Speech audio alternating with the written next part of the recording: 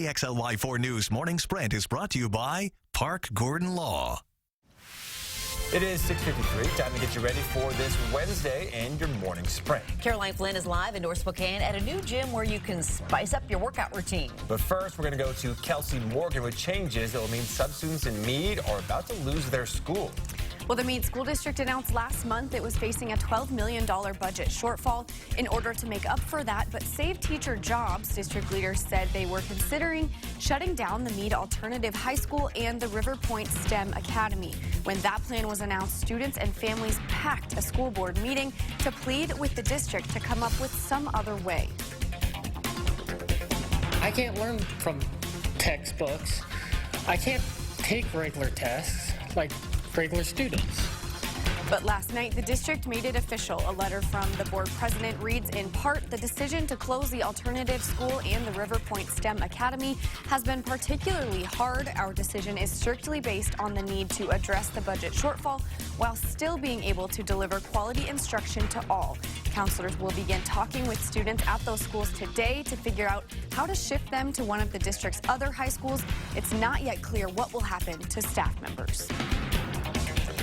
Just a few light layers out there this morning. Temperatures starting off in the low 50s. A continuation of really sunshine for eastern Washington. It's the central part of the state and towards the Cascades. A little bit more cloud cover there. Seattle could see some nice sunshine today if you're heading over to the west side. Our highs are going to be into, again, the mid-70s for us. 81 Moses Lake. Tri-Cities near 80, as is Lewiston. It's not a bad day. We're going to have more, but 74 and sunny today. It's gorgeous. The world got its first look at the newest member of the royal family. Prince Harry and Duchess Meghan Markle stepped out with their newborn son around 4 a.m. our time, just 2 days after his birth. The baby boy's name still under wraps amid much conversation about whether the Duke and Duchess of Sussex will go with an American name or a traditional British name. Whatever he is named, baby Sussex will be 7th in line to the British throne. A violent suspect still on the run in Grand County. A manhunt continues this morning for 34-year-old Joshua Mayer. Sheriff's deputies say he attacked a security guard at the Grand County Courthouse in Ephrata yesterday. He then ran into town, causing 2 schools to go into lockdown. Mayer is 5'9", 175 pounds, with brown hair and brown eyes. He also has tattoos on the back of his neck and shoulder. If you see him, call 911. A high school senior days away from graduating was killed in a shooting at a Colorado high school. It was the 33rd school shooting this academic year around the country. This time, a female juvenile and an 18-year-old male are suspected of opening fire in 2 different classrooms at the STEM school they attend, just 7 miles away from Columbine High School. You know, schools should really be places where students can learn and grow, safe places. We shouldn't have to worry about being marched out or being airlifted to hospitals or even losing one's life. 1 student was killed, 8 others injured. 3 of them are still in the ICU. Both suspected gunmen are in custody. Well, a strike is happening today that could make it harder for you to find a ride. Lyft and Uber drivers say they are turning off their apps today to protest what they say are unfair working conditions. In New York City, drivers have agreed to carry out the strike for 2 hours during one of the busiest morning rush hours in the country. In other cities, drivers say they will turn off their apps for a full 24 hours. They say they are demonstrating because they are underpaid while their companies bring in billions of dollars.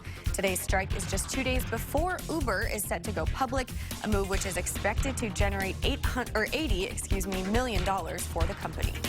Coming up next on Good Morning America, a GMA exclusive, the live reveal of one of the most coveted magazine covers of all time. The annual Sports Illustrated swimsuit issue is featuring stars from Heidi Klum to Beyonce, but says it's expanding its horizons this year. This year's issue has one of the biggest and broadest samplings of beauty that we've ever featured. This year's issue is so big, it features 3 different cover models. Extreme weather hitting the heartland overnight. States from Oklahoma to Texas were pummeled by tornadoes and flooding, leaving cities like Houston underwater. And the Barcode North Spokane is set to open this Saturday, May 11th, right in time for Mother's Day.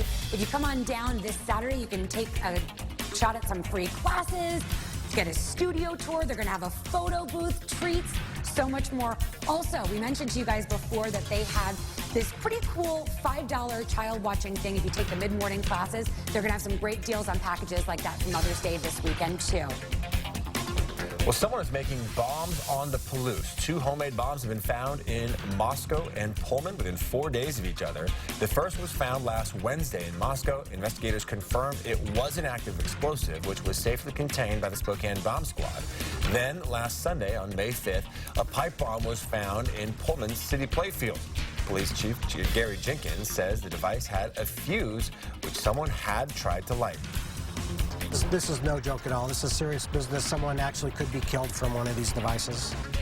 The pipe bomb is now in a Washington State Patrol crime lab. So far, there are no suspects, and it's unclear if the 2 bombs are connected. Washington is cracking down on guns. Governor Jay Inslee signed several gun control bills into law yesterday.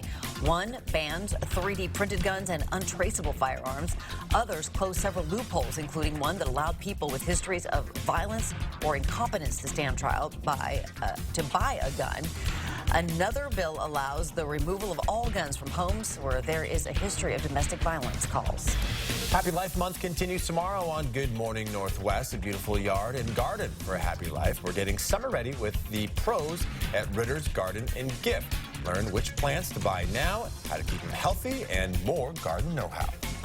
Outside, the sun is out, the skies are blue, there's a little bit of light cloud cover, and it's going to be very nice. 74 today, 77 Thursday, Friday. It's going to be sunny, 78, and then low 80s for the weekend. Happy Mother's Day to everyone in advance.